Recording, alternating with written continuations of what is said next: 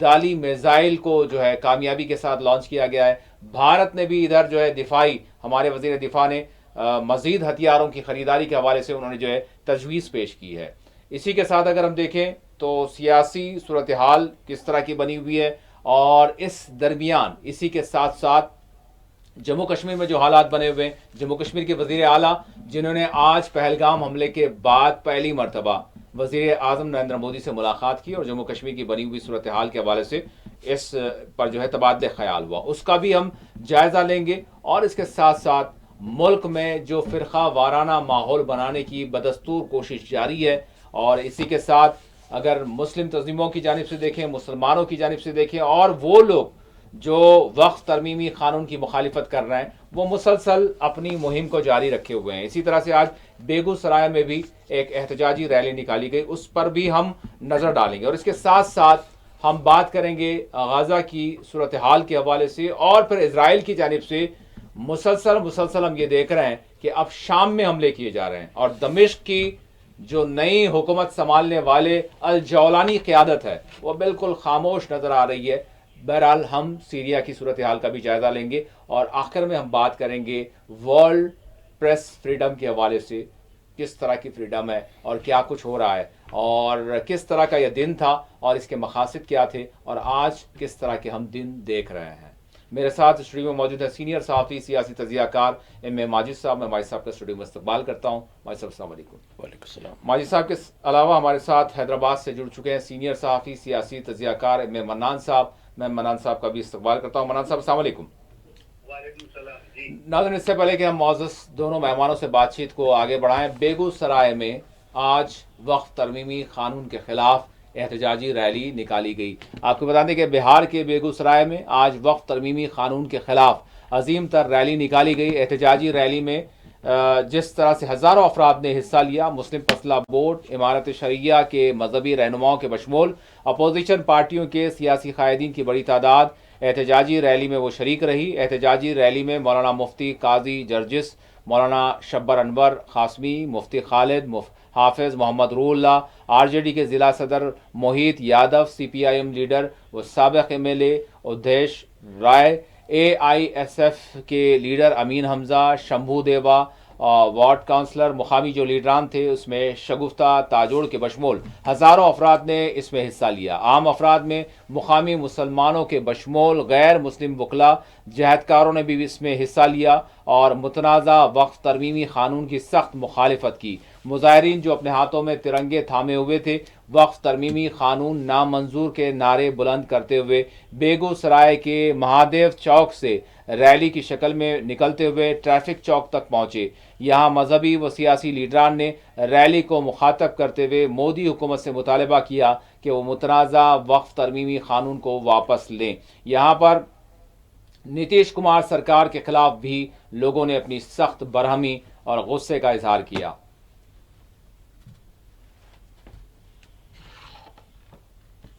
इस वक्त हम बेगूसराय में मौजूद हैं। आप देख सकते हैं किस तरीके से तरमीमी वक्फ कानून के खिलाफ में लोगों का किस तरीके से हुजूम यहाँ पर मौजूद है। आप जिस तरीके से आप देख पाएंगे किस तरीके से पूरे वक्फ एक्ट के खिलाफ में जिस तरीके से अल्पसंख्यकों का जो हुजूम है वो आप इस 4TV के माध्यम से आप देख पाएंगे किस तरीके से लोगों का एक हुजूम है और लगातार मुखालफत की जा रही है।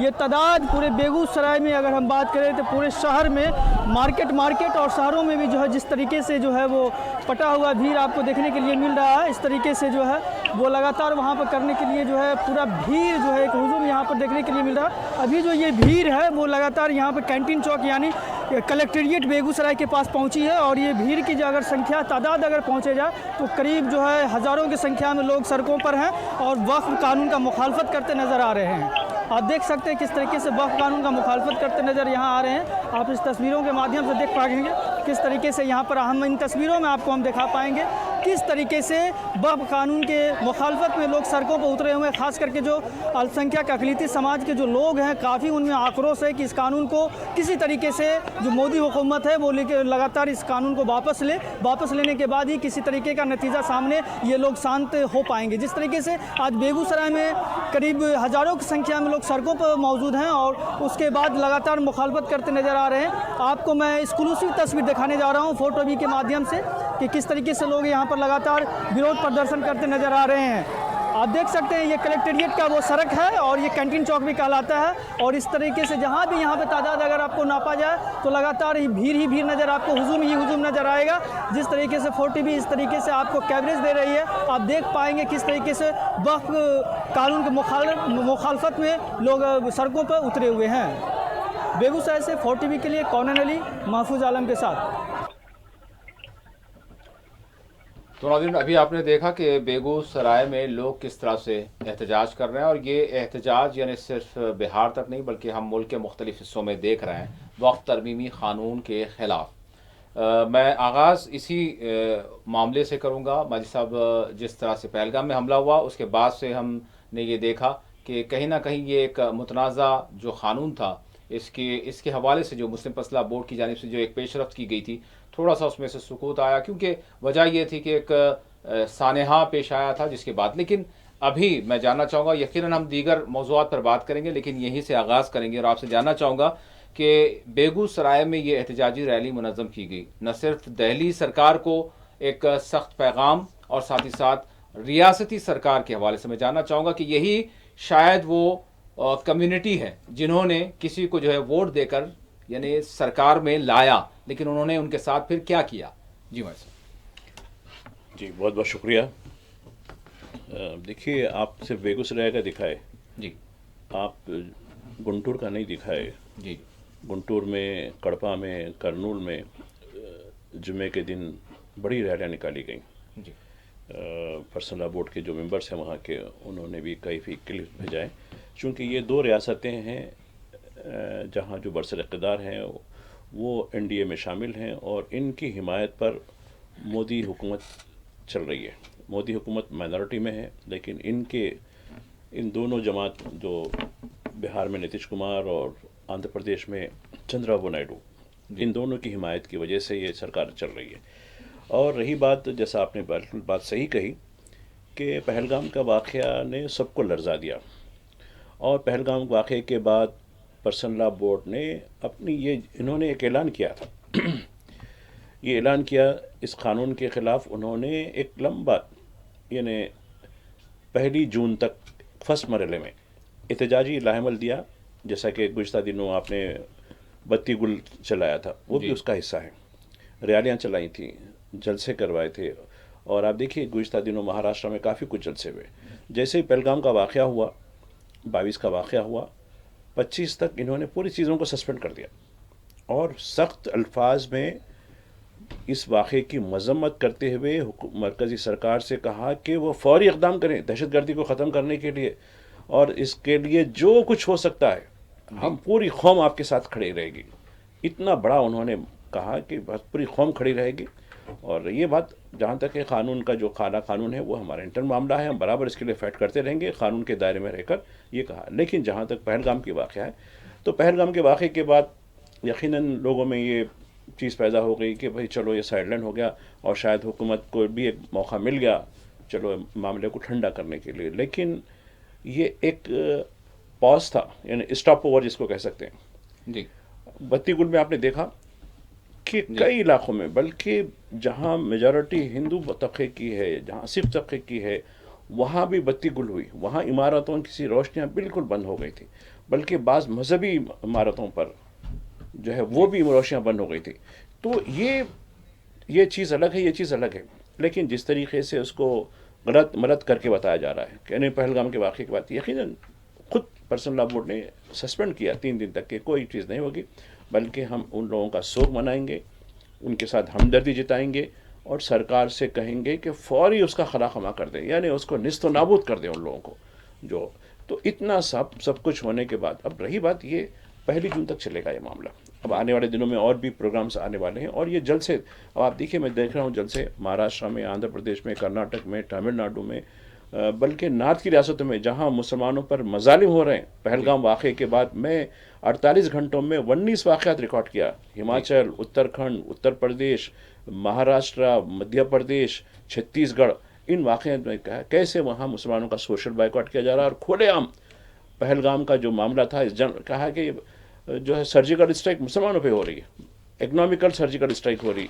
तो ये जो चीज़ है तो किस तरीके से इस पर पूरी खामोश है। जी। जब पुलिस से कहा कि नहीं वो हमको इल्म नहीं है वाक़या, या है तो ठीक है उसकी वेरिफिकेशन करेंगे, और जो लोग खातिया हैं उनको तो खुलेआम छोड़ दे रहे हैं। जैसा मसूरी में जो आपने देखा परसों कश्मीरी बच्चों के साथ जो ट्रेडर्स थे उनके साथ जो कुछ हुआ, तो देखिए पर्सनल लॉ बोर्ड और मुल्क के पूरे मुसलमान बल्कि पूरे लोग इस वक्त पूरे हुकूमत के साथ हैं। हुकूमत से कह रहे हैं कि वो यलगार कर दें, पूरी शिद्दत के साथ यलगार करें। अभी आप कह रहे थे कि फलां ने ये अब्दाली कर दिया, फलां कर दिया।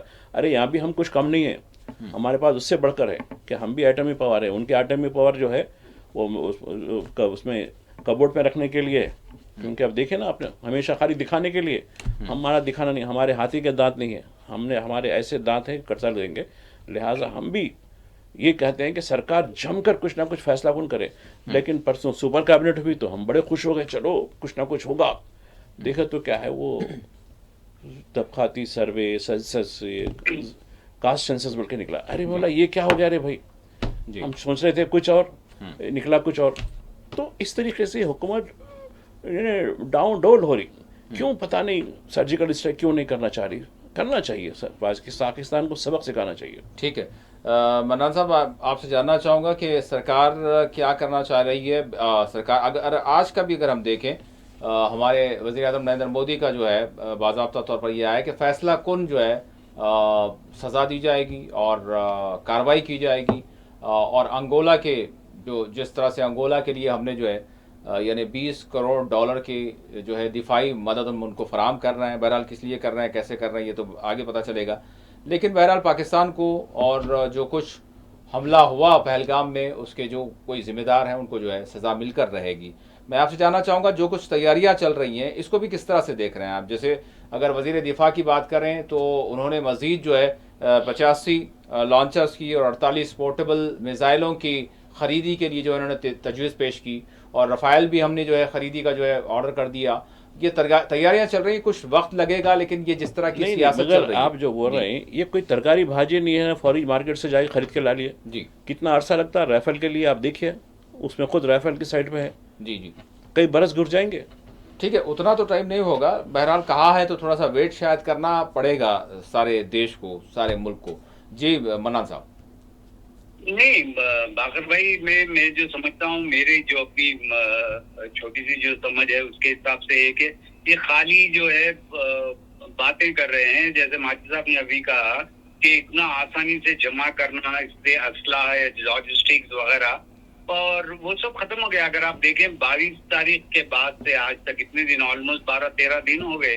अब आप सिर्फ बातें कर रहे हैं। आप ट्रेड खत्म करना चाहते हैं, आप टूरिस्ट खत्म करना चाहते हैं, आप लोग बॉर्डर्स पे आकर रुके हुए हैं, तो कोई किसी किस्म का तालमेल नहीं है। अगर आप गवर्नमेंट की पॉलिसी और प्रैक्टिस अगर आप दोनों को देखें तो बिल्कुल नहीं है। आप अगर पाकिस्तान से इंपोर्ट बंद करना चाहते हैं तो क्या दुबई से इंपोर्ट्स नहीं होंगे क्या?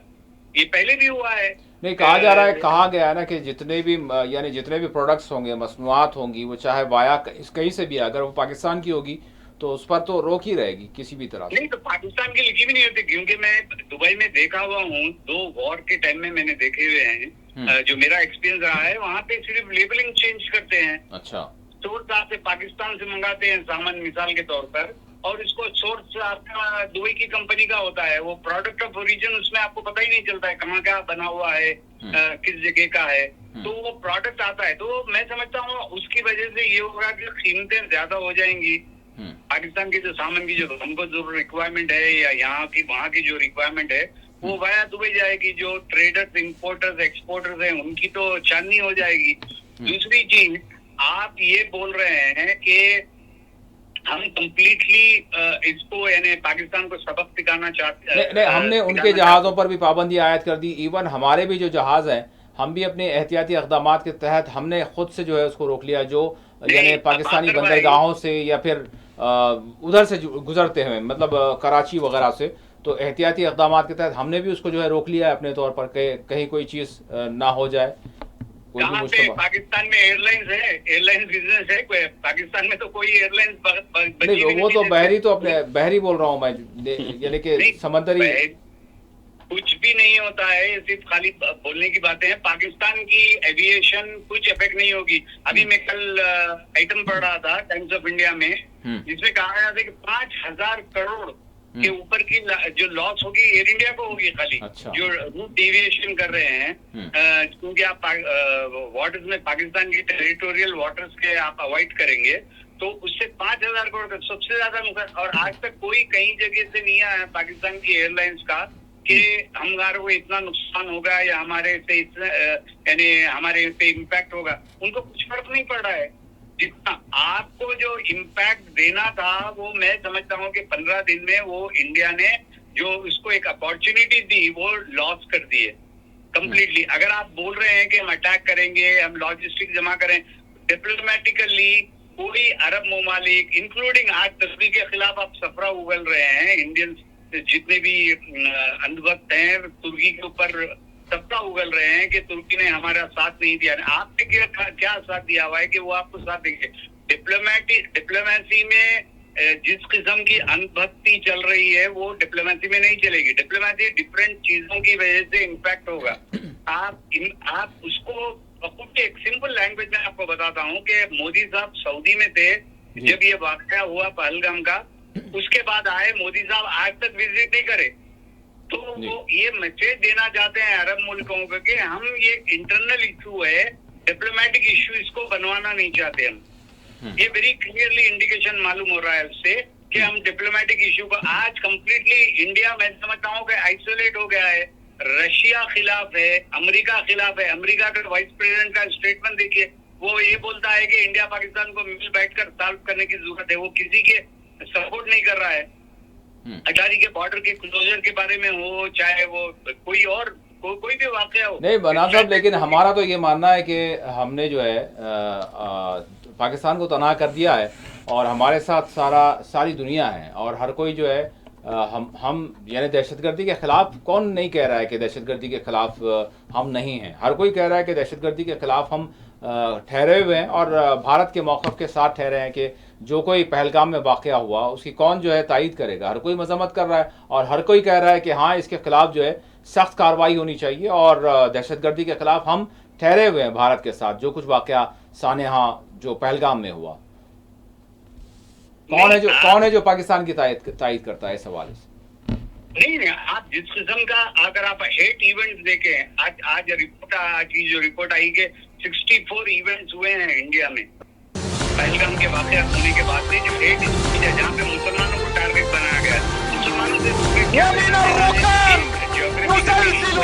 ये गवर्नमेंट की फेल्यूर है। आप गवर्नमेंट की फेल्यूर को हाईलाइट नहीं करना चाहते हैं, आप मुसलमानों पे सफरा निकालना चाहते हैं। अच्छा, जितने जो भी हेट इवेंट्स हुए हैं वो पूरे आप देखेंगे नॉर्थ इंडिया में हुए हैं। उत्तराखंड, उत्तर प्रदेश में 13 इवेंट हुए हैं, उत्तराखंड में 6 हुए हैं। नहीं मनान साहब और माजिद साहब, मैं आप लोगों से ये कहूँगा कि चाहे वो मॉब लिंचिंग होती रहे, चाहे एक कम्युनिटी को निशाना बनाया जाता रहे, चाहे वो जो ताजरीन जो गरीब गुरबा हैं जो मुख्तलिफ इलाक़ों में जाते हैं, कोई शाल बेचता है, कोई ड्राई फ्रूट बेचता है, कोई कुछ भी बेचता है, उससे भले ही ताल्लुक़ कश्मीर से हो, जम्मू से हो, कहीं से भी हो, या फिर कोई और किसी और इलाके का भी हो, चूँकि एक कम्युनिटी से ताल्लुक़ है। अगर ऐसा होता है तो इसको आप लोगों को चाहिए कि नाजुक सूरत हाल है, वक्त है, तो इस हवाले से इसको आप इस पर ज़्यादा वो ना करें, क्योंकि ये तो सारे देश का जो है टकराव बाहर से है, तो इसको जो है सेकेंडरी रख दें, आप इस पर बात भी ना करें। जी, मैं आपकी एक बात से बिल्कुल मुत्तफिक हूँ, लेकिन आपको सिर्फ एक पॉइंट बताना चाहता हूँ। सुप्रीम कोर्ट का क्या जजमेंट रहा है डिमोलिशन के ऊपर, एक्यूज के डिमोलिशन के ऊपर सुप्रीम कोर्ट ने ऑर्डर दिया है। आज आप उत्तराखंड में एक मुसलमान के घर को, क्योंकि उसका रेप एक्यूज बता रहे हैं, आप उसके घर को तोड़े, तो उत्तराखंड कोर्ट ने बोला कि सुप्रीम कोर्ट के ऑर्डर के आप जो है आप एक्सेप्ट नहीं कर रहे हैं। आप बताइए कि सुप्रीम कोर्ट का, आप अगर सुप्रीम कोर्ट ऑर्डर देता है, चाहे वो हेट स्पीच हो, चाहे मॉब लिंचिंग हो, आप इंप्लीमेंट करने वाले कौन है? आप इंप्लीमेंट कर ही नहीं रहे हैं, क्योंकि आप जो इंप्लीमेंट कर रहे हैं, आपका जो इंटेंशन रहा है शुरू से वो ये रहा है कि हिंदू मुसलमान ही प्ले करते रहे। आज हम भूल गए हैं हमारी क्या प्रॉब्लम इश्यूज है इंडिया में, इकोनॉमिक इश्यूज की क्या प्रॉब्लम है, हमारी डिफेंस की प्रॉब्लम क्या है, किसी को पता नहीं है। मोदी साहब आंध्र प्रदेश में गए, वहां पे चीफ मिनिस्टर से मिले और वहां पे जो वीडियो आई है वहां पे हंसी मजाक कर रहे हैं वो। इनके चेहरे पे आप अफसोस की बात है कि ये जो जितने पॉलिटिशियंस है, इलेक्टेड पॉलिटिशियंस हैं, ये हंसी मजाक कर रहे हैं स्टेज पे, और आप दूसरी तरफ बोल रहे हैं पहलगाम में ये हो रहा है, और आप खामोश बैठे हैं। ठीक है, आपकी इस बात को हम ये ज़रूर जो है मैं माजिद साहब से ज़रूर जानना चाहूँगा कि क्या हम इसको जो वाक़या पेश आया था एक सानेहे के तौर पर इसका कोई डिक्लेरेशन होना चाहिए था जो हमने नहीं किया, यहाँ पर एक सवाल होता है। देखिए, अभी बात हो रही थी जी कि प्राइम मिनिस्टर कितनी संजीदगी के साथ फौरी जिद्दा से वापस आ गए। उन्होंने कहा कि हमारे फाजिल पैनलिस्ट ने कहा कि वो मुकाम पर नहीं गए वहाँ के, ठीक है नहीं गए, लेकिन उसके बाद बड़ी धूम से ऑल पार्टी मीटिंग बुलाई गई, उसमें भी नहीं थे। आप हंसी मजाक की बात कर रहे हैं, कल की है। अरे जनाब 25 तारीख की बात देखिए जी, बिहार गए थे, नीतीश के साथ हंसी मजाक वहाँ भी हुआ। वो ऑल पार्टी छोड़कर, ऑल पार्टी में शरीक नहीं होकर बिहार में इलेक्शन रैली, हालांकि इलेक्शन नहीं, सरकारी खर्च पे इलेक्शन रैली कराया उन्होंने।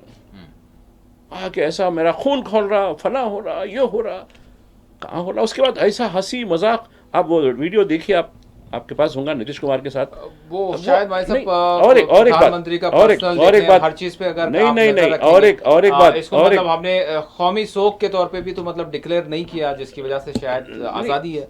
नहीं, देखिए कौमी शोक पार्लियामेंट बुलाने के लिए बात की जा रही है, पार्लियामेंट नहीं बुलाया गया। और एक बात है, अभी जस्ट उत्तराखंड का कह रहे थे, नैनीताल का वाक़या है वो, उस्मान का जो है, मैं भी कुछ वेरिफिकेशन करा।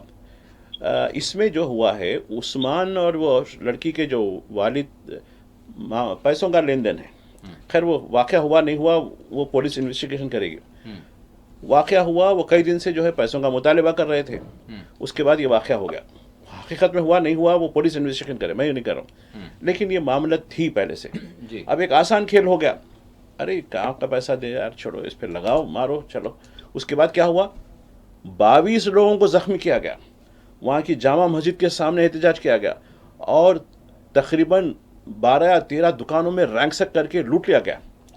और एक केस भी बना, एक केस बना, मसूरी में एक केस बना, नहीं बना, नहीं उनको वार्निंग छोड़ के, वार्निंग नहीं उनको वार्निंग करके छोड़ दिया। तो होते हैं, और एक काम किया गया। मध्य प्रदेश के सोहार मध्य प्रदेश में, हिमाचल का एक और इलाका, वहां खुले आम इकोनॉमिक बाइकआउट की, कोई ना मुसलमान से खरीदेगा ना उनको कुछ बेचेगा, पूरे व्यापार यहाँ से पूरा निकाल देना। और खुलेआम हथियारों की बात की गई, सबके पास हथियार रहना है। अब ये हमारी युद्ध, सरकार ने तो बाइकआउट की कोई बात नहीं की है ना। अरे सरकार की पुलिस सपोर्ट कर रही ना, कौन सरकार है वहाँ? तो फिर जो कह रहे हैं उनको चाहिए कि जो है वो इसका पुलिस से, सुपरिटेंडेंट पुलिस से ये पूछे तो नहीं हमारी संज्ञान में नहीं, यानी मतलब मेरे इल्म में नहीं है बात, अगर है तो ठीक है वेरीफाई करेंगे, बस इतना ही जवाब है। तो सबका यही जवाब है। तो अब सर्जिकल स्ट्राइक हुई, कहाँ हो रही? कश्मीरियों पे, मुसलमानों पे। ये है सरकार का। ऐसा तो नहीं ये बातें देखो, ये देखिए, ये लोग मुल्क को डुबाने वाले लोग हैं, ये सिर्फ बातों में रखने वाले हैं। तमाम चीफ मिनिस्टर्स ने नहीं देखिए तयख्खुन दिया है। ये और बात है कि जो ये अब आप देखिए, इससे पहले देखिए जब भी कोई कौमी आफत होती है तो एक बड़ी मीटिंग बुलाई जाती है, सारे चीफ मिनिस्टरों को बुलाया जाता है, क्या करना चाहिए? अरे कुछ नहीं, मोहन भगवत को बुला लिया, उसके बाद हम समझे चलो बहुत होता होगा, ले आके वो कास्ट सेंसस बोल के शुरू कर दिया दूसरे दिन। अभी तक दोनों लीडर ऑफ अपोजिशन सेंसस के हवाले से भी तो अपोजिशन ये देखिए, मुतालबा कर रही है। एक और बात सुनिए, खैर मोहन भगवत की मुखालिफत की जा रही है, मोहन भगवत को बुलाया, ठीक है जी। आप बताइए इस इशू के ऊपर दोनों ऐवान के लीडर ऑफ अपोजिशन को बुलाया जी, जबकि दोनों leader of opposition all party में मीटिंग थे जिसमें आप ही गैब थे जी। तो ये जो है, जब किसी कौम के ऊपर, किसी मुल्क के ऊपर जब कोई आफत आती है तो उसकी लीडरशिप में झोल आ जाता है। तो ये झोल हो गया और आज हिंदुस्तान का मुस्तकबिल क्या होगा ऐसे लोगों के हाथ में हो गया जो बिल्कुल जो है लाक़ानूनियत, बस अगर मुसलमान खाती बन जाता है तो पूरी कम्युनिटी को सजा दो, उसकी दुकानें लूट लो, मस्जिदों पे हमला करो और कोई केस नहीं बनता है। और जबकि मुसलमान जो है मतलब हिंदू कर वो करा कुछ नहीं, इसको तो कुछ नहीं है, तो खैर मामूली है, जो वार्निंग दे दिया ना, हो गया ख़त्म। तो ये दोहरा कानून इस मुल्क में सर्जिकल स्ट्राइक यकीनन हो रही, कश्मीरियों के खिलाफ हो नहीं, रही, लेकिन मुसलमानों के खिलाफ हो रही। नहीं, ये तो बस एक ऐसा नहीं, ये नरेशन सबूत बनाया है जा ना। रहा है। अब देखो, एक मैंने कहा, नरेशन ऐसा बनाया जा रहा है मैंने जो 48 घंटों की बिल्कुल बात भी की, मुनासिब नहीं हो, नहीं, मैंने नहीं हो 48 सकता। घंटों की मतलब बात ऐसे की। वक्त में अभी जबकि फाजिल मुल्क जो एक नाजुक सूरत हाल से गुजर नहीं, रहा है, उसमें अगर अपोजिशन वाले भी या फिर कुछ अपोजिशन सहाफ़ी भी अपोजिशन इस तो तरह की बात करते हैं, अपोजिशन तो बोली तो हुकूमत इससे को मजीद दरार पैदा होगी, इससे मजीद जो है तकसीम आएगी। तकसीम तो हो चुकी है, तो सरकारी तौर पर तो नहीं हो रहा है ना, सरकार तो अपना जो काम करना है वो कर रही है। हो सकता है जो है केसेस भी हो रहे हैं और फिर कार्रवाइयाँ भी होंगी। अब ये एलिमेंट्स कौन हैं, कैसे हैं और इनके खिलाफ जो है किस तरह से देश को इकट्ठा होना है, इसकी ज़रूरत है। और फिर यानी एकता का मुजाहरा करें, अवामी सतह पर जो है लोग सामने आएँ और इसके हवाले से अगर कहीं ज़्यादती होती है तो उसका जो है सबूत पेश करें, अदालतों से रुजू हो और फिर इस हवाले से जो है आप मैदान में आएँ। जो कोई भी इस तरह के जो है एलिगेशंस है या फिर एतराज़ात है वो करना चाहिए, लेकिन जो वक्त है, जो मौजूदा सूरत हाल है, वो देश पर जो है बड़ी कठिन सूरत हाल का सामना है और बाहरी ताकतों से हमको जो है निपटना है। तो बहरहाल नाज़रीन, इस हवाले से हम ज़रूर अपने मौजूद मेहमानों से बात करेंगे, दीगर इशूज़ पर भी बात होगी हमारी। एक छोटा सा यहाँ पर ब्रेक लेंगे, ब्रेक के बाद दोबारा हाजिर होंगे। ब्रेक के बाद मुबाहिसा में आप सभी का दोबारा खैर मकदम है। अब हम बात करेंगे जिस तरह से इजराइल की जानिब से हमले किए जा रहे हैं शाम पर, यानी गज़ा में तो बर्बरियत का सिलसिला जारी है, जबकि इजराइल ख़ुद इस वक्त जो है यानी कि एक ऐसी आफत से दो चार है, लेकिन इसके बावजूद उसकी जारहियत गज़ा वालों के ख़िलाफ़ जो है कम नहीं हो रही। कोई दिन ऐसा नहीं जा रहा जिस दिन जो है गज़ा के बाशिंदे शहीद ना हो रहे हैं, लेकिन इसके साथ साथ अब वो शाम पर भी हमले कर रहा है। और शाम पर एक अजीब सा माजी साहब, मैं जानना चाहूँगा कि दुरूस जो मुसलमानों में यानी एक माइनॉरिटी की हैसियत रखते हैं बहरहाल, लेकिन उनके तहफ़्फ़ुज़ का बहाना बनाकर उनको तहफ़्फ़ुज़ फराहम करने के नाम पर जो है दमिश्क में हमले कर रहा है इजराइल। इसको किस तरह से देख रहे हैं आप? हाँ, देखिए, अभी आपने जो लफ्ज़ लिया दुरोज़ जी, ये मुसलमानों का कोई तबका नहीं होता जी, दुरोज़ एक कल्ट है, जी, इससे कोई मुसलमानों का कोई ताल्लुक़ नहीं है, ना ही वो लोग, जैसा मुसलमानों के लिए बेसिक 5 प्रिंसिपल्स है, जी, जी, कलमा, नमाज, रोज़ा, ज़कात, हज, ये जो 5 प्रिंसिपल्स है जी, वो किसी पे भी फॉलो नहीं, और वो लोग बोलते भी नहीं कि हम दरूज़ जो है वी आर नॉट मुस्लिम्स। तो ये बात क्लैरिफिकेशन ज़रूरी है। दरूज़ इसराइली फ़ौज में, इसराइली एडमिनिस्ट्रेशन में है, काफ़ी ज़्यादा है। दूसरी बात जो है सीरिया में, अब देखिए आपने गज़ा का तो जिक्र किया है, लेबनान में भी हमला किया है, कार पे 3 लोग शहीद हुए वहाँ भी जी। वो है। और आप देखिए जब से ये सीरिया में बशार अल असद के जाने के बाद से ताबड़तोड़ हमले किए जाते रहे, लेकिन सीरिया की तरफ से कभी भी कोई नोट नहीं लिया गया उसका, बिल्कुल। अब ये कहा जा रहा है कि सदारती महल तक आ गए लोग। जी, जी, तो ये गोलान की जो पहाड़ियाँ हैं, जी। जो माउंटेन है, उससे हटकर अब ये दमिश्क के बिल्कुल करीब तक आ चुके, दमिश्क के अंदर जी। आके जो सदारती महल है वहाँ तक आ चुके। जी, तो और इस पे कोई भी रिएक्शन, आप देखिए कोई रिएक्शन आया सीरिया का? नहीं, कोई रिएक्शन नहीं है। तो ये पूरे तरीके से ये बशार अल असद को ठीक है हटाए, वो एक जालिम हुक्मरान जो भी थे उन्होंने, वो तो चले गया, बाप ख़त्म हो गया, वो हिस्ट्री हो गई। लेकिन अब जो साहब आए वो तो पूरा जो है वेस्ट है, पूर्व इसराइल है। अब ये पूरी तरीके से हो सकता है कि वो ग्रेटर इसराइल के हिस्से के तौर पर, ठीक है भाई तुम शाम में क्यों हमले कर रहे हो, रईस लो खास, तो ये हो जाएगा। और दूसरी तरफ वो अनखरा से एक साहब चीखते रहे, अरे नहीं ऐसा नहीं होना, फला नहीं होना। अरे भाई जिसके ऊपर हमले हो रहे हैं वो नहीं, दर्द नहीं है उसको, अब आप चीख रहे क्या करते हो? अभी आपका भी चीखना कोई जवाज़ नहीं रखता जी, क्योंकि आप खुद जो है सीरिया के जो नॉर्थ का इलाका है, जो तुर्की का साउथ इलाका होता है, वहाँ तो आप खुद बैठे हुए। जी, तो ये पूरे का पूरा एक माया जाल है और इसमें पूरी तरीके से अरब लीग के पूरे ममालिक शामिल हैं। अब आप देखिए, ठीक है, यकीनन आग लगने का वाक़या हुआ, आग लगने के वाक़े पे यूरोप के कई मुल्क जो है यकीनन मदद को आए, ठीक है, अलग बात है। लेकिन जो मुल्क है जिसको फ़लस्तीनी अरब कास्ट के साथ देना चाहिए, वो लोग भी क्या, उनका भी रोल देखिए इसके अंदर। तो ये पूरी तरीके से फ़लस्तीन को सफ़े हस्ती से ख़त्म मिलाने के लिए अमेरिका, इज़राइल और इनके साथ जितने इनके हवारियाँ हैं, जिसमें इस्लामी मुल्क भी है, अरब मुल्क भी है, इसके अंदर सारे के सारे ये लोग एक गेम खेल रहे हैं जी। और बड़ा अजीब दिखता। वो कुछ दिन पहले की बात है, आज की बात नहीं है। हम एक यूट्यूबर से पाकिस्तान की बात कर रहे थे, अरे देखो हमारे फ़लस्तीन की इतनी बड़ी कराची में निकली, फना निकली, लाखों लोग थे। बोला क्या कर रहे हैं आपके फौजी, क्या कर रहे हैं, आपके पास न्यूक्लियर पावर है, क्या कर रहे थे? तो मैं बताया कि वो न्यूक्लियर वो है आपके जो है कबोर्ड में रखने के लिए है, कुछ नहीं है, ये बेकार मत करिए। पहले खुद आपकी जो इस्टेब्लिशमेंट है रावलपिंडी की, वो भी खुद इजरायली नवाज है, ये पूरी तरीके से अमेरिका के उसमें है। ये लोग कुछ नहीं करते, खाली पब्लिक में ज़रूर अपराइजिंग है, लोगों में है। तो ये जो मामला है इसराइल का, हर कोई साथ दे रहा है, तो यकीनन क्यों साथ दे रहा है, क्यों वजह से है, क्या है। अब आप देखिए आग लगने का वाक़या है, आपको कोई इत्तला है इसकी, इसमें कितने लोग ज़ख्मी हुए? सिर्फ ये इत्तला है कि पहले एक आदमी को जो है अप्रीहेंड किया गया, अब 18 लोगों को पूछताछ के लिए रखा गया। इसके उससे हट के कितने लोगों को इवैक्यूएट किया गया, यानी निकाला गया वहाँ से, कितने लोग ज़ख्मी हुए, कितने एकड़ की ज़मीन मुतासिर हुई, इसकी कोई खबर है? जी, खाला खा नहीं, इतना एरिया, ये एरिया है, इतना है, बस ख़त्म। और दूसरी तरफ आप खैर मनान साहब तो दुबई से बहुत करीब रहा और काफ़ी अरसा में गुजार चुके हैं। ये बताया जा रहा है कि दुबई में अब जो रेंट्स रियल इस्टेट के बहुत ज़्यादा हो गए कि यहूदियों की बड़ी तादाद दुबई को आ गई वहाँ। जी, सुने, देखिए आप और वेरीफाई कीजिए मैं जो कह रहा हूँ। जी, वहाँ जो हमारे साथी से बात हो रही थी, वो भी जर्नलिज्म का ज़ौक़ रखते हैं। जर्नलिज्म ऐसी चीज़ है, वो एक बार शौक़ लग गया तो फिर निकलता ही नहीं, वो ऐसा हिसाब है। तो उनको भी एक अरसे में जर्नलिस्ट थे, अब वहाँ कुछ काम दूसरा कर रहे हैं। लेकिन उन्होंने ये बात कही कि देखिए वहाँ जो हालत है, तो अब यहूदियों की बड़ी आबादी, एक तो हमारे हिंदुस्तानी लोगों की जो हमारे खासकर जो अक्सरती भाई हैं उनकी बड़ी आबादी हो चुकी, अब ये यहूदियों की बड़ी आबादी दुबई और उसके जो अतराफ 6-7 रियासतें हैं वहाँ आ रही है।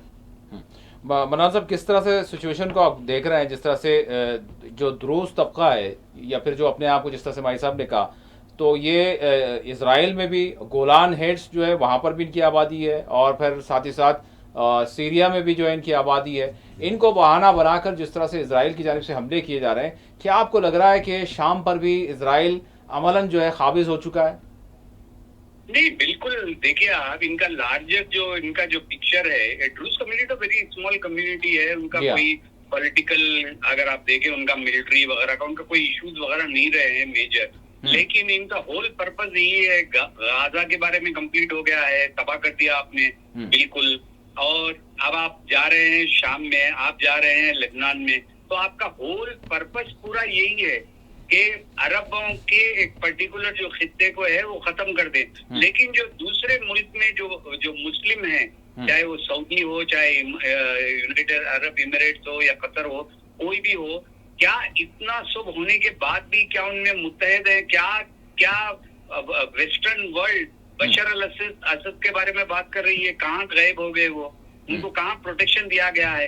तो ये कठपुतली वाला मामला जो हम बोलते हैं पहले, ये कठपुतली है। मुसलमान जितने कंट्रीज हैं, चाहे वो सीरिया हो, बशर अल असद जाने के बाद बोले कि सीरिया बेहतर हो जाएगा, डेमोक्रेसी आ जाएगी। फिर बाद में हम अखबार में पढ़ा कि तुर्की का इन्वॉल्वमेंट हो गया है। आज कहाँ पे है? आप कंप्लीटली यानी सर्कल विद इन सर्कल वाले, हम उसी दायरे में घूमते जा रहे हैं। हमने तो शाम में ये देखा कि तुर्की और इजराइल को जो है यानी अपने हिस्से बकरे जो है तकसीम करते हुए इस नौयत में इस तरह से हमने देखा है। यानी गाजा का मामला तुर्की के लिए अहम नहीं रहा, बल्कि वो शाम में जो है अपने इंटरेस्ट को जो है तलाश कर रहे थे। उसी जिमन में बातचीत भी इनकी हुई। नहीं, बिल्कुल। अफसोस की बात, और इसराइल के साथ बात हुई, इसराइल के साथ बातचीत हुई, अफसोस की बात। आज आपके पास मुस्लिम ममालिक के पास 54 कंट्रीज में इतनी दौलत है, इतना सब आपका पॉलिटिकल आप ब्लॉक बना के रख सकते हैं, लेकिन क्या आप इम्प्लीमेंट कर रहे हैं? कुछ हासिल नहीं है इसका। आपको याद होगा पहले प्रोग्राम में जब हम जब फलस्तीन का मसला शुरू हुआ था, तो मैंने कुछ ऐसे कमेंट कर दिया था कि उस जमाने में कि भाई सब हम खाली दुआएं करेंगे, दुआ करने के अलावा और क्या कर सकते हैं। अब हमारा आज का भी मौकूफ वही है, कोई मौकूफ नहीं बदला है। अल्लाह बेहतर करे, बस यही दुआ कर सकते हैं हम उसको। लेकिन जिनको अल्लाह बेहतर करे, जो वहाँ पे जुल्म सह रहे हैं, जो जुल्म के खिलाफ आवाज उठाए हुए हैं, मैं समझता हूँ उनके लिए दुआ करना चाहिए, ना कि वहाँ के हुक्मरानों के लिए जैसे होना चाहिए। लोग आज ये समझ रहे हैं कि सीरिया की अल्लाह मदद करे, तो सीरिया के हुक्मरानों की मदद नहीं है, वहाँ के लोगों की एक आम। आप सोचिए थोड़ी देर के लिए सोचिए कि एक कश्मीर में एक मसला खड़ा होता है तो वहाँ की इकोनॉमी हिल जाती है। यहाँ पे तो जंग हो रही है, कैसे सर्वाइव कर रहे होंगे वो लोग? कत्लेआम किया जा रहा है। जी हाँ, कत्लेआम किया जा रहा है, यकीनन सोचने वाली बात। किया जा रहा है साहब। आपको कई ऐसी चीजें व्हाट्सएप पे आती हैं, अब तो देखने का भी आपको यानी एक हिस्स खत्म होती जा रही है। आप इतना खून खराबा रोज देख रहे हैं, हित खत्म होती जा रही है आपकी। बिल्कुल। और मुसलमानों को मैं समझता हूँ कि ज्यादातर तबका अभी तो सीरिया के वीडियो, इस तरीके के वीडियो देखना भी पसंद नहीं कर रहा है। यानी उनमें एक किस्म का, ये नहीं बोल रहा हूँ कि मैं उनमें कोई इंटरेस्ट नहीं है, उनमें ये जो खून खराबा ये देख के समझते हैं कि देखने से मसले का हल नहीं होगा, देख के क्या फायदा हमारे को। ये नहीं देखने का, आप देखिए ना देखिए, लेकिन आप दुआएं कीजिए, आप इज्तिमाई दुआएं करने के ऊपर आप इसकी मतलब उसके हवाले से कम तस्करा तो रहे, कम से कम इतना तो बिल्कुल कम तर दर्जे में, जिस तरह से कहा गया है कि कम से कम उसको बुरा कहो और उसका जिक्र करो और कम से कम उस हवाले से बात की जाए। भाई साहब, क्या वाकई जो है 2.25 साल तकरीबन हो गए हमारे साहब, यानी 7 अक्टूबर के बाद से, जो अभी 2023 की बात है, 2.25 साल, और अब अक्टूबर आएगा तो 2 साल मुकम्मल हो जाएंगे। मतलब क्या वाकई माजिद साहब, क्या आपको लग रहा है कि गजा का मामला कहाँ जाकर रुकेगा? और अभी तक की अगर 2.25 साल के बाद अगर हम देखें तो वाकई आपको लग रहा है, जिस तरह से मन्नान साहब ने कहा, कि लोग वाकई आहिस्ता आहिस्ता क्या फरामोश कर चुके हैं? अब देखिए, आज का अखबार का बताता हूँ मैं जी। आज अखबार जो है 47 लोगों की शहादत की इत्तला दिया गजा में। 3 रन की खबर, उर्दू अखबार की बात कर रहा हूँ, अंग्रेजी की नहीं, छोड़िए जी। इन इतना उकता के, यानी कहीं 26 लोगों को हलाक किया जाता है तो अभी तक बैनर चल रहा हो 11-12 दिन से। जी हाँ, और ठीक है, हम हर एक शख्स की जान जाती तो नहीं बोल रहा हूँ मैं कि लेकिन खबर की अहमियत जी नहीं, वो बता रहा हूँ, कंपैरिजन नहीं, कंपैरिजन इसलिए बता रहा हूँ कि अहमियत। उसके अलावा ये हो गया ना भाई, वेस्ट बैंक में क्या हो रहा है? वेस्ट बैंक में भयानक तरीके से एक जो इलाका है, जुनीन का इलाका है, वहाँ इतनी बड़ी कार्रवाई हो गई और इतने बड़े जो है वो जो सेटलर्स है वो घरों में घुस के उनको बेदखल करके खुद घरों में बैठ गए जाके। उसकी कोई इत्तला है आपके पास? एक अखबार ने शायद 2 लाइन लिखी कि वहाँ ऐसा वाक़या हुआ और एक हलाक हुआ उसके अंदर। तो यानी लोग अखबार भी, खुद मीडिया वाले, खुद उर्दू अखबार वाले भी भूल गए। अब हम जो है हमारे प्रोग्राम में जो सुबह होता है उसमें हम तस्करा कर लेते हैं कि भाई ये चीज़ हुई, ये चीज़ हुई, बस, क्योंकि हम भी अब देख नहीं पा सकते। कुछ कम 2 साल, यानी 20 महीने तो हो गए जी, 21वां महीना चल रहा है, तो ये बेहिस्सी हो गई।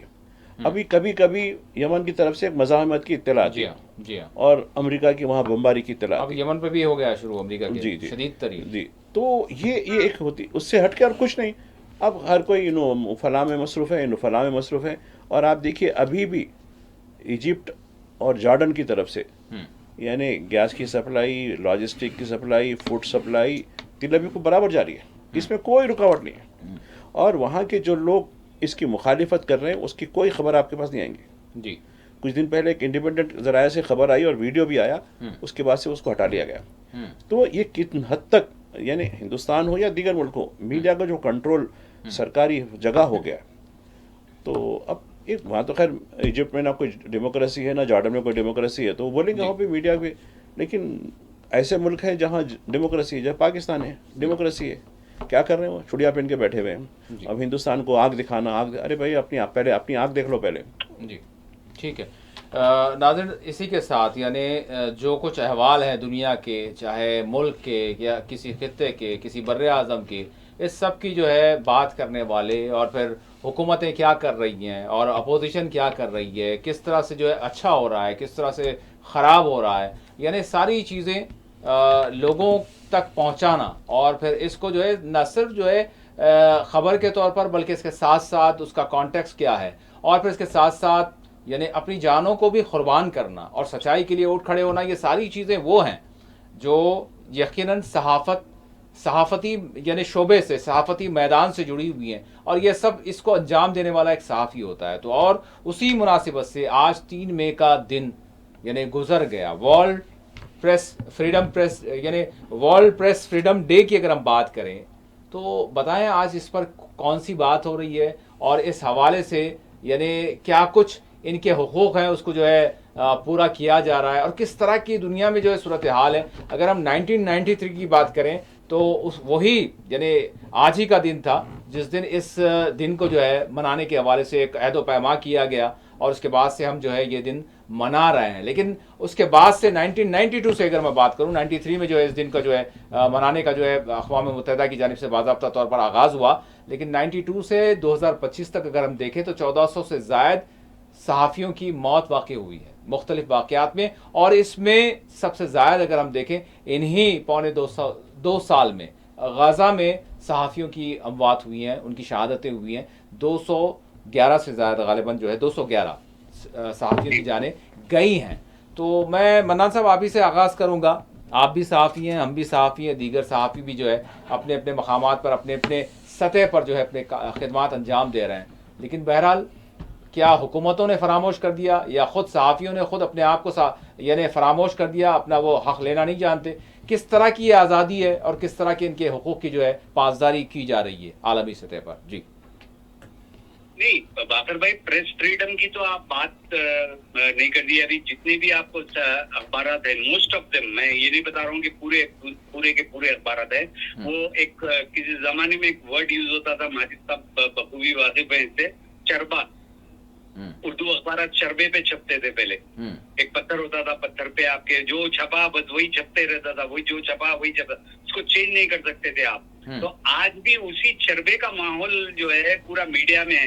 एक अखबार एक गलती करता है तो उसको मुसलसिल वही करते हैं, फ्रीडम की बात नहीं करते हैं। अगर आप जाकर जर्नलिज्म के कोर्सेस में एडमिशन का अगर आप तनासुब देखेंगे तो आपको अखबार में सीरियस तरीके से काम करने वाला जर्नलिस्ट आपको 1000 में एक, या बल्कि मैं समझूंगा कि 1 लाख में एक मिलेगा आपको। वरना 99% जो जर्नलिज्म, मैं खुद अपना जाती आपको एक्सपीरियंस बता रहा हूँ, मेरे काफी अभी भी मेरे जर्नलिस्ट लोग हैं। मन्नान साहब, एक तो हो गया मेयार का मामला हो गया, और वो एक हो गया, लेकिन वो तो शायद वो बहुत लंबा होगा, लेकिन उसके साथ साथ इनके यानी तहफ़्फ़ुज़ात की बात कर लें, इनके उस हक की बात कर लें जिसके लिए ये अपनी जानें कुर्बान करते हैं। नहीं, उसी के ऊपर आ रहा था बाकर भाई में। आप अगर देखें पूरे world wide including US, including Germany, आपको बता रहा हूँ कि सबसे वल्नरेबल प्रोफेशन इस वक्त इस दुनिया में इस वक्त जो है वो जर्नलिज्म का है। प्रेस फ्रीडम की हम अगर आज बात कर रहे हैं, प्रेस फ्रीडम इसलिए बात कर रहे हैं क्योंकि वो फ्रीडम खत्म होता जा रहा है। ग्लोबल प्रेस डे नहीं मना रहे हैं हम, ग्लोबल प्रेस फ्रीडम डे मना रहे हैं। तो इसका मतलब बिल्कुल वेरी क्लियरली है कि प्रेस को जो फ्रीडम मिलना चाहिए वो फ्रीडम नहीं है। कहीं ना कहीं वजह से जहाँ डेमोक्रेसी है वहाँ ऑटोक्रेसी आ गई है। आप उसकी मिसाल इंडिया और यूएस है, आपको ये प्रधान जी बोल देते हैं और फिर नीचे वाले कर देते हैं, मीडिया जो छापे छाप देता है। जिस किस्म का जो माहौल है प्रेस फ्रीडम वाला, बार बार कंसेप्ट वर्ल्ड यूनेस्को यही बोलता है, वर्ल्ड प्रेस 3 मई को आप वर्ल्ड प्रेस फ्रीडम डे मनाएंगे, 92 से मना रहे हैं। प्रेस फ्रीडम की क्यों बात कर रहे हैं? क्योंकि ये जमहूरियत के लिए बहुत ही इम्पोर्टेंट है। जमहूरियत के सुतूनों में का एक सुतून है। खत्म हो रही है वहाँ पे आप फ्रीडम कहाँ से बचा हुआ रहेगा, बताइए आप, प्रेस फ्रीडम। ठीक है, अच्छा ठीक है, मन्नान साहब आपकी तरफ आऊँगा, लेकिन हम तो एक ऐसे देश से जो है बात कर रहे हैं जो दुनिया की सबसे बड़ी जमहूरिया है माजिद साहब। तो फिर दुनिया की सबसे बड़ी जमहूरिया अगर हमारा देश है तो फिर हमारे देश की जो सहाफ़त है वो भी जो है सबसे बड़ी जो है सहाफ़त है मैं कहूँगा। तो बहरहाल मैं जानना चाहूँगा, अपने देश से ही हम आगाज़ करेंगे अगर आज़ादी सहाफ़त की बात करें। देखिए, आज़ादी सहाफ़त यही है कि सरकार की तायद में झूठ बोलते रहो, झूठ पे झूठ, झूठ पे झूठ, झूठ पे झूठ। मन्नान साहब भी वाकिफ़ हैं, हम 80s 90s हत्ता के 2010 तक भी जी सहाफ़ियों का अखबारों में एक बड़ा रोल होता था, पॉलिसी मेकिंग में, इदारे में, न्यूज़ की सिलेक्शन में, न्यूज़ रूम में। जी अब न्यूज़ रूम में सहाफ़ी नहीं है बल्कि कॉरपोरेट के लोग आके बैठ गए, MBA IITs के लोग आके बैठ गए, मालिकान के हुकूक़ का तहफ़्फ़ुज़। अब आप देखिए कितने न्यूज़ चैनल, कितने अखबारात को सहाफ़ी चला रहे हैं जी। आप एक भी मिसाल दीजिए, सारे के सारे तकरीबन सिवाय 1-2 इस्तिस्ना हो सकता है। तो अब ये पूरा जो है प्रोपेगेंडा मिशनरी हो गई, सहाफ़त नहीं है बल्कि प्रोपेगेंडा मिशनरी। अभी देखिए गज़ा की सिचुएशन के ऊपर बात की है, हमारी जंगल की जो आग इसराइल में लगी उस पर बात की। एक नुक्ता है यहाँ पर, अगर कोई कॉर्पोरेट भी आते हैं और सहाफ़ियों को चाहते हैं कि वो अपना काम करें तो ये भी अच्छी बात है। मेरी बात मान सुनिए जी। अब देखिए, सहाफ़ियों के वेजेस के बारे में मुख्तलिफ कमीशन यानी जो है, जैसा कि इससे पहले पाली का रिवार्ड हुआ, उसके बाद मनीषाना सिंह हुआ, ये वेजेस की बात है वो पूरा ख़त्म कर दिया गया। सहाफ़ियों को लेबर डिपार्टमेंट में ड्राइवरों के साथ उनके साथ लगा दिया गया। पहले उनके लिए क़ानून अलग था, उनके लिए 6 घंटे की जो, जिसमें खैर रिपोर्टर की नहीं है, रिपोर्टर तो around the clock suppose to be on duty होते हैं, 6 घंटे की ड्यूटी होती थी और कभी उनको ओवर टाइम होता तो 2 दिन का एक ओचर बनता था उनका। आप बताइए, एक बड़ा रोज़नामा है, बहुत कौमी लोग तस्लीम करते हैं, साउथ इंडिया से निकलता है, हम उसको समझते थे कि देखो ये एक मिसाल है, बल्कि कि यहाँ कोई भी यहाँ शामिल होने वाला, जो इसमें ज्वाइन करने वाला, ये बिल्कुल जो है उसको पूरी हुकूक मिलते हैं। वो अखबार भी ओचर पर आ चुका है जी। अड्डे के मजदूर हो गए, अड्डे के मजदूर को, कॉन्ट्रैक्टर लेबर को भी फिर भी 1 महीना का 2 महीने का कॉन्ट्रैक्टर बोलता है कि भाई इतने दिन तक काम करना है। अगर यहाँ, मैं अपनी बात कर रहा हूँ, मैं यहाँ अगर जर्नलिस्ट को मैनेजमेंट बोल दिया थैंक यू जनाब, तो थैंक यू हो जाना, तो क्या ये फ्रीडम है बताइए? तो ये जो है, ये फ्रीडम यकीनन हमारे इस चैनल में हमारे को फ्रीडम है बात करने की। यकीनन मैं हमारे इस मैनेजमेंट की सताइश करता हूँ जिसने हमको पूरी तरीके से आज़ादी दी है बात करने की, और हमको कभी रुकावट नहीं हुई। हालांकि हमने कई ऐसे भी इश्यूज हमने दिए जो शायद हो सकता है कि मैनेजमेंट के बारे में, लेकिन उन्होंने कभी हमको नोटिस नहीं कि नहीं, आपका कलम, आपकी ज़बान आज़ाद रहनी चाहिए। ऐसे कितने चैनल है बताइए, ऐसे कितने अखबारात हैं जो बताइए जो आज़ादी सहाफ़त की बात करते हो, प्रेस फ्रीडम की, आज़ादी सहाफ़त यही है, प्रेस फ्रीडम। बल्कि अब ये देखिए, जमहूरियत को निगहबान जिसको कह सकते हैं, वॉच डॉग। अब आप एक और मिसाल, मैं कुछ अर्सा पहले प्रेस काउंसिल में था जी। 1 साल से काउंसिल कॉन्स्टिट्यूट नहीं हुई। क्यों नहीं हुई? देखिए, केस डाल दे के ख़त्म, क्योंकि सरकार को, यानी हत्ता कि अब अखबार पर भी जंबिश लगाना, काउंसिल के जरिए हम अखबार पर जंबिश लगाते थे जी। हमारे जाने के बाद कोर्ट में डाल के कहा कि नो काउंसिल, ख़त्म। अब तो इलेक्ट्रॉनिक मीडिया, अब तो सोशल मीडिया, बल्कि झूठ प्रमोट करते हैं। झूठ प्रमोट करने वाला सबसे बड़ा, तो ये जमहूरियत के लिए ख़तरा है। जमहूरियत के लिए जब ख़तरा होगा तो मुल्क की सालमियत के लिए, मुल्क की यूनिटी के लिए ये सारा ख़तरा पैदा होगा। और ये हुकूमत चाहती भी यही है, मेरी सीट रह जाए, मुल्क जाए भाड़ में।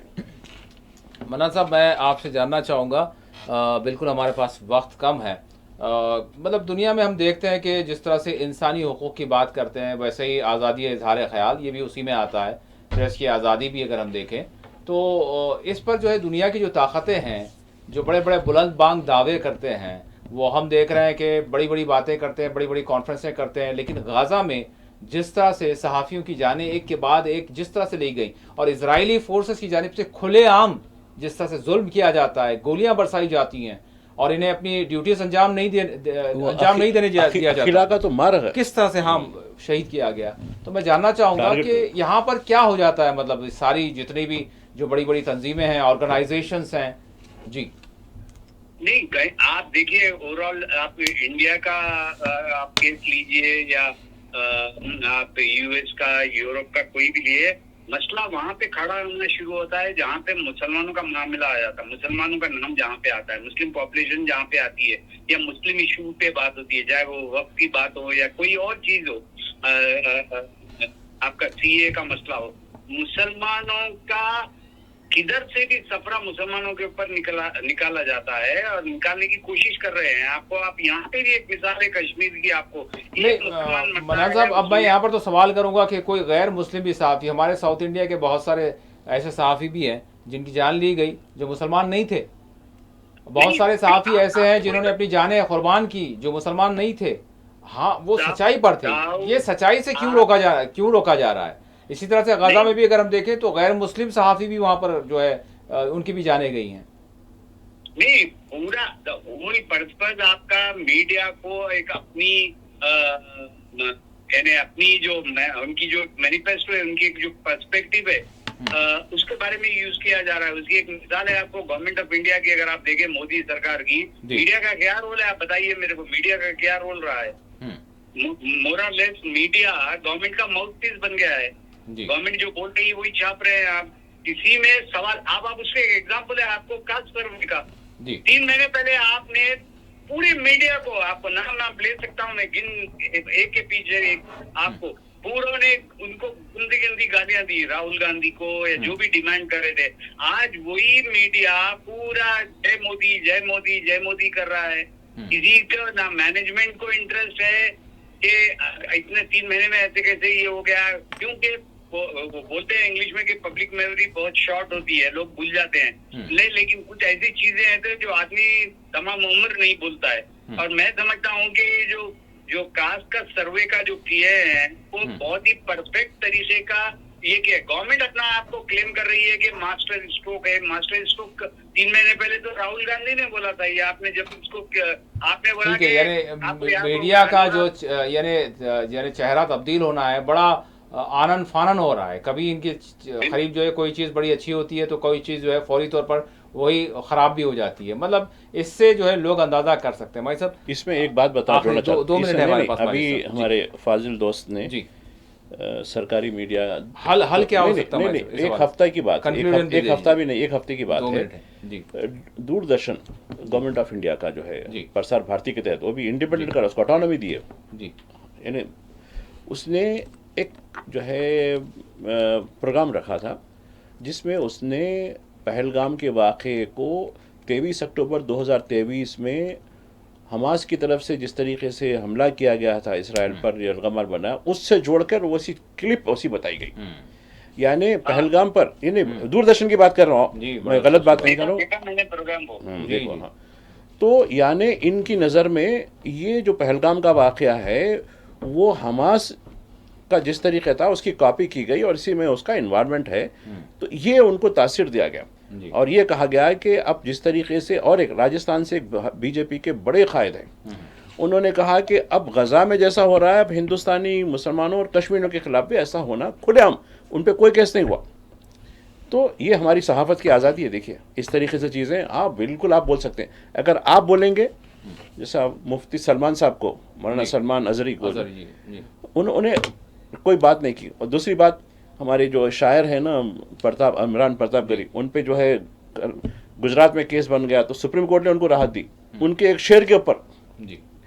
तो ये अगर आप कहते ना हम आह भी करते हैं तो हो जाते हैं बदनाम, वो कत्ल भी करते हैं तो चर्चा नहीं होता, ये आज का इंडिया है। बड़े अफसोस की बात है। बहरहाल भाई साहब बहुत बहुत शुक्रिया, आपने वक्त दिया। मन्नान साहब आपने भी वक्त दिया। नाज़रीन ये सूरत हाल है जिस तरह से अगर हम कौमी सतह पर देखें, आलमी सतह पर देखें और गाज़ा में अगर हम देखें तो यहाँ पर यानी अगर हम सहाफ़त की आज़ादी, प्रेस की आज़ादी, सहाफ़ियों की आज़ादी, उनके हुकूक़ की बात करें तो आज बुलंद बांग दावे किए जाते हैं, लेकिन दर हकीकत हम ये देखते हैं कि सिर्फ़ और सिर्फ जितनी भी बातें हैं, जितने भी अहद व पैमा हैं, वो सिर्फ़ और सिर्फ जो है किताबों में ऐसा मालूम होता है कि दर्ज हैं, वो सिर्फ़ और सिर्फ तहरीर में जो है दर्ज है, लेकिन अमली तौर पर इसका कोई जो है हमको कोई असर नज़र नहीं आता। और झूठ को जो है सच और सच को झूठ बनाना, इस तरह का जो है हम काम जो है मीडिया का देख रहे हैं। और फिर मीडिया की जानिब से भी या सहाफ़ियों की जानिब से भी दर हकीकत जिस तरह से इसका हल होना चाहिए, उसके लिए जो पेशरफ्त की ज़रूरत है, उसका फक़दान भी हम साथ ही साथ देख रहे हैं। इसी के साथ खुसूसी प्रोग्राम मोबाइल से अपने अख्ताम को पहुँचते हैं।